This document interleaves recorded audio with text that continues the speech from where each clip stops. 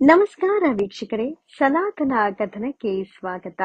ಮುಂಜಾನೆ ಈ 4 ಕೆಟ್ಟ ಅಭ್ಯಾಸಗಳಿಂದ ಭಯಂಕರ ಬಡತನ ನಿಮ್ಮ ಮನೆಯನ್ನು ಆವರಿಸಬಹುದು.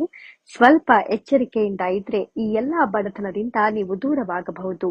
ತಾಯಿ ಲಕ್ಷ್ಮೀ ದೇವಿಯು ಸ್ವತಃ ಹೀಗೆ ಹೇಳ್ತಾರೆ: ಮನೆಯಲ್ಲಿರುವ ಈ 4 ಮುಂಜಾನೆಯ ಕೆಟ್ಟ ಅಭ್ಯಾಸಗಳನ್ನ ಬಿಟ್ಟರೆ ನಿಮ್ಮನ್ನ ಶ್ರೀಮಂತರನ್ನಾಗಿ ಮಾಡೋದಕ್ಕೆ ಯಾರು ತಡೆಯಲಾರರು. ಈ 4 ಮುಂಜಾನೆಯ ಕೆಟ್ಟ ಅಭ್ಯಾಸಗಳಿಂದ ಭಯಂಕರ ಬಡತನ ಬರುತ್ತೆ ಮತ್ತು ಭಯಂಕರ ದಾರಿದ್ರ್ಯ ಬರುತ್ತೆ. ಈ ಕಥೆಯ ಮೂಲಕ ಓರ್ವ ವ್ಯಕ್ತಿಯ ಜೀವನವನ್ನ ಬದಲಾಯಿಸೋ ಆ 4 ಅಭ್ಯಾಸಗಳ ಮಹತ್ವವನ್ನ ನೀವು ತಿಳಿಯಬಹುದು.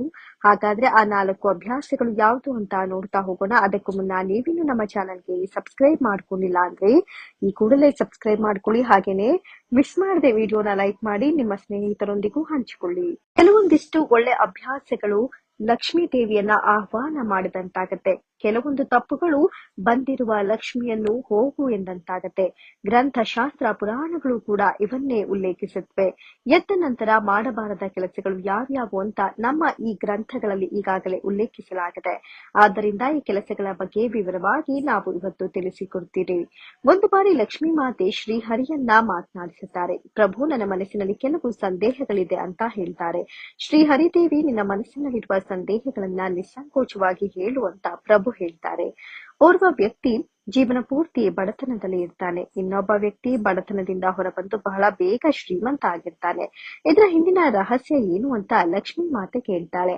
ಆಗ ಶ್ರೀಹರಿ ಸಾಕ್ಷಾತ್ ಮಾತನಾಡ್ತಾರೆ: ದೇವಿ, ನೀನು ಲೋಕ ಕಲ್ಯಾಣಕ್ಕಾಗಿ ಬಹಳ ಒಳ್ಳೆಯ ಪ್ರಶ್ನೆಗಳನ್ನ ಕೇಳಿದ್ಯಾ. ದೇವಿ, ಒಬ್ಬ ವ್ಯಕ್ತಿಯ ಜೀವನ ಬಡವನಾಗೋದಕ್ಕೆ 4 ಕಾರಣಗಳಿರುತ್ತೆ. ಯಾರಾದ್ರೂ ಈ 4 ಅಭ್ಯಾಸಗಳನ್ನ ಸುಧಾರಿಸಿಕೊಂಡ್ರೆ ಅವರನ್ನ ಜೀವನದಲ್ಲಿ ಶ್ರೀಮಂತರಾಗದಂತೆ ಯಾರೂ ತಡೆಯಲಾರರು. ದೇವಿ, ಅವುಗಳ ಬಗ್ಗೆ ನಿನಗೆ ಈಗ ನಾನು ವಿವರವಾಗಿ ಕಥೆಯ ಮೂಲಕ ಹೇಳ್ತೇನೆ ಅಂತಾರೆ. ಆದರೆ ಈ ಕಥೆಯನ್ನ ಸಂಪೂರ್ಣವಾಗಿ ಕೇಳಬೇಕು, ಇಲ್ಲದಿದ್ರೆ ಮಹಾಪಾಪ ತಟ್ಟತ್ತೆ ಅಂತ ಕೂಡ ಶ್ರೀಹರಿ ಹೇಳುತ್ತಾರೆ. ಆದ್ದರಿಂದ ನೀನು ಸಂಪೂರ್ಣವಾಗಿ ಕೇಳಲು ಸಿದ್ಧವಾಗಿದ್ರೆ ಮಾತ್ರ ನಾನು ಕಥೆ ಹೇಳೋದಕ್ಕೆ ಪ್ರಾರಂಭಿಸ್ತೇನೆ ಅಂತ ಹಲವು ಕಥೆಗಳನ್ನ ಶ್ರೀಹರಿ ಅವರಿಗೆ ಹೇಳ್ತಾರೆ. ಇದೆಲ್ಲದರ ನಂತರ ಈಗಿನ 21ನೇ ಶತಮಾನದ ಮನುಷ್ಯರು 4 ಕೆಟ್ಟ ಅಭ್ಯಾಸಗಳನ್ನ ಎಂದಿಗೂ ಮಾಡಬಾರದು. ಆಗ ಮಾತ್ರ ಆತ ಬಡವನಾಗಲು ಸಾಧ್ಯವಿಲ್ಲ. ಹಾಗಾದ್ರೆ ಮೊದಲನೆಯ ಕೆಲಸ ಯಾವುದು ಅಂತ ನೋಡೋದಾದ್ರೆ, ಎಂದಿಗೂ ಮನೆ, ಅಡುಗೆ ಮನೆ ಜೊತೆಗೆ ದೇಹ ಮನಸ್ಸು ಸ್ವಚ್ಛಂದವಾಗಿರಬೇಕು. ಇದರಲ್ಲಿ ಎಂದಿಗೂ ಕಲುಷಿತವಾಗಿರಬಾರ್ದು. ಮನೆಯ ಅಡುಗೆ ಮನೆ ಕೋಣೆಯಲ್ಲಿ ಎಂಜಲು ಪಾತ್ರೆ ಇಡುವುದಾಗ್ಲಿ ಅಥವಾ ಮನಸ್ಸಿನಲ್ಲಿ ನಾನಾ ವಿಷವಾಗಿ ಇರಬಹುದು. ಅಂದ್ರೆ ಮತ್ತೊಬ್ಬರಿಗೆ ತೊಂದರೆ ಆಗ್ಬೇಕು, ಮತ್ತೊಬ್ಬರಿಗೆ ಕೆಡಕಾಗ್ಬೇಕು, ಅಸೂಯೆ, ಹೊಟ್ಟೆ ಕಿಚ್ಚು ನಮ್ಮಲ್ಲಿದ್ರೆ, ಜೊತೆಗೆ ಮನೆಯಲ್ಲಿ ಎಂಜಲು ಪಾತ್ರೆಗಳು ರಾರಾಜಿಸ್ತಾ ಇದ್ರೆ, ಜೊತೆಗೆ ಮನೆಯ ಕೋಣೆಗಳು ಸ್ವಚ್ಛವಿಲ್ಲದಿದ್ರೆ, ದಿನಕ್ಕೆ 3 ದಿನಕ್ಕೊಮ್ಮೆ ಸ್ನಾನ ಮಾಡಿದ್ರೆ, ಈ ರೀತಿಯಾದಂತಹ ಅಶುಚಿತ್ವ ಎಲ್ಲಿರ್ತಾಳೋ ಅಲ್ಲಿ ಲಕ್ಷ್ಮಿ ಇರಲಾರಳು.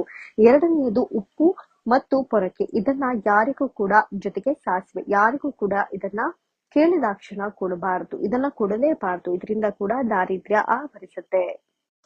ಜೊತೆಗೆ ಮುಸ್ಸಂಜೆಯಲ್ಲಿ ಯಾರಾದ್ರೂ ಏನಾದ್ರೂ ಕೇಳಿದ್ರೆ ಧಾನ್ಯ ಪದಾರ್ಥಗಳನ್ನ ಅವರಿಗೆ ಕೊಡಬಾರದು. ಇದು ಕೂಡ ದಾರಿದ್ರ್ಯಕ್ಕೆ ಕಾರಣವಾಗುತ್ತೆ. ಜೊತೆಗೆ ಶುಕ್ರವಾರ ಹಾಗೂ ಮಂಗಳವಾರ, ಅಮಾವಾಸ್ಯೆ ಮತ್ತು ಹುಣ್ಣಿಮೆಯ ದಿನ ಯಾರಿಗೂ ಕೈಯಿಂದ ಕೈಗೆ ದುಡ್ಡನ್ನ ಕೊಡಬಾರದು. ಇದರಿಂದ ಕೂಡ ಬಡತನ, ದಾರಿದ್ರ್ಯ ಅವಲಂಬಿಸುತ್ತೆ. ಈ 4 ಕೆಲಸಗಳನ್ನ ಬಿಟ್ರೆ ವ್ಯಕ್ತಿಯು ಶ್ರೀಮಂತನಾಗಿ ಬದುಕಲು ಸಾಧ್ಯ ಅಂತ ಈ ಹಿಂದೆಯೇ ಗ್ರಂಥ ಪುರಾಣಗಳಲ್ಲಿ ಉಲ್ಲೇಖಿಸಲಾಗಿದೆ.